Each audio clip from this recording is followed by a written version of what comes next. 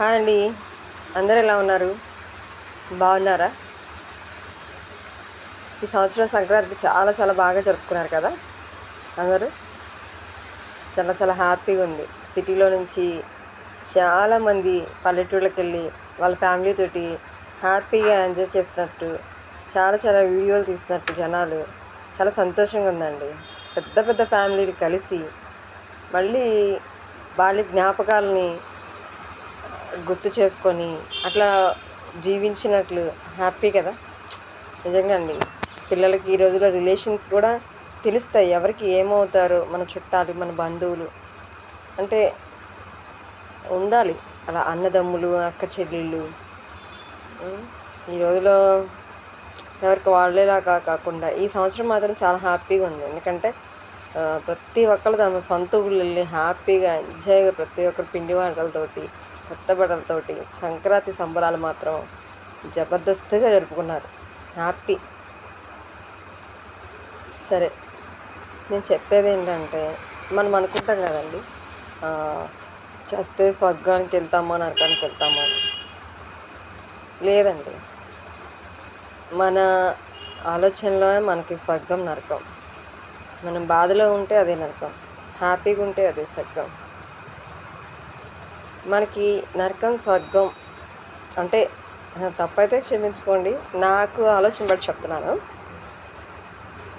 పుట్టినప్పుడు 9 నెలలు మనం చీకటిలో ఉంటాం కదా, అంధకారంలో, అది నరకం. కానీ పుట్టాక అమ్మ ఒడిలోకి, అమ్మ చేతిలోకి వస్తాం కదా, అది స్వర్గం. అమ్మే స్వర్గం.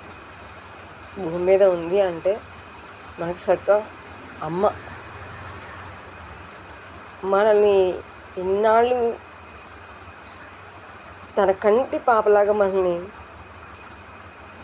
కాచి పెంచుతుంది, చాలా జాగ్రత్తగా పెంచుతుంది కదా. కేరింగ్, అంత కేరింగ్గా ఎవరు మనల్ని చూసుకో. అవునంటారా కాదంటారా? అమ్మే స్వర్గం. ప్రతి ఇల్లు స్వర్గం. అమ్మ ఎక్కడుంటే అక్కడ అమ్మ పిలుపులోని అమృతం స్వర్గం కదండి. నిజమా కాదా? మీరే కామెంట్ చేయండి.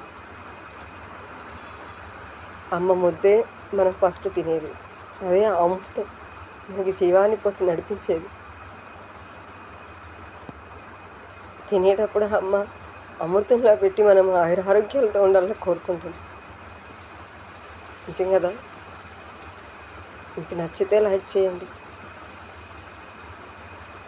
నాకు తోచింది చెప్పాలనిపించింది, నా మనసుకి అలా అనిపించింది.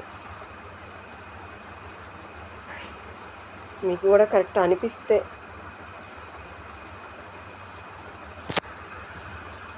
నాకు కామెంట్ చేయండి. ఓకేనా ఫ్రెండ్స్?